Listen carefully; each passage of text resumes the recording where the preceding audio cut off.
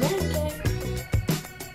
Så I skal bruge 6 æg, 5 bananer, jeg havde ikke rigtig 5, så jeg brugte bare 4, sukker, vanilje og bagepulver, hvedemel, og det skulle havregryn, sådan, hvedemel, smør eller margarine, flydende. Og ja, det var egentlig bare det, vi skulle bruge. Så jeg tænker bare, at jeg vil sige, og ja, du skal også bruge en skål og en ovn, så det er bare helt normalt varm luft. Først starter vi med at putte æg ned.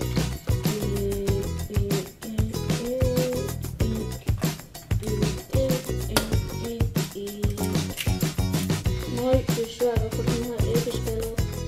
Så når du har puttet de 6 æg i, man kan ikke se det, jo, der. Når du putter de 6 æg i, skal der en lille sukker i.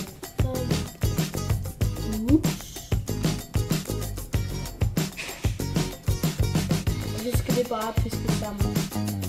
Nej, der skulle også sukker i, så ja. Nu har jeg puttet sukker i, men hele opskriften, den står nede i beskrivelsen. Nu skal det bare piske sundt. Piske. Så, nu har jeg pisket det sådan gul masse, tror jeg, og ja, det er det, man skal gøre det til. Og så nu skal vi bare putte alt andet i. Hvedemel, det tror jeg har sagt en gang. Hvedemel. Bagepulver. Og så skal vi have noget margarine i. Jeg fik næsten alt det. Og nu kommer vi til det sjove. Tænker jeg bare, at jeg tager med herover.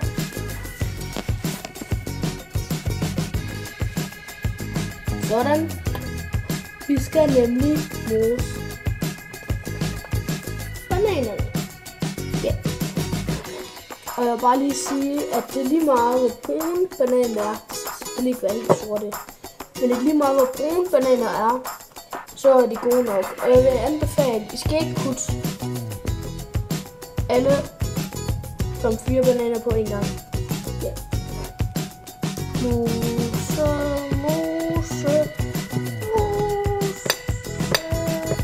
Okay, og sådan her ser resultatet ud, når vi har mosset bananerne. Så nu skal de bare ned i skålen.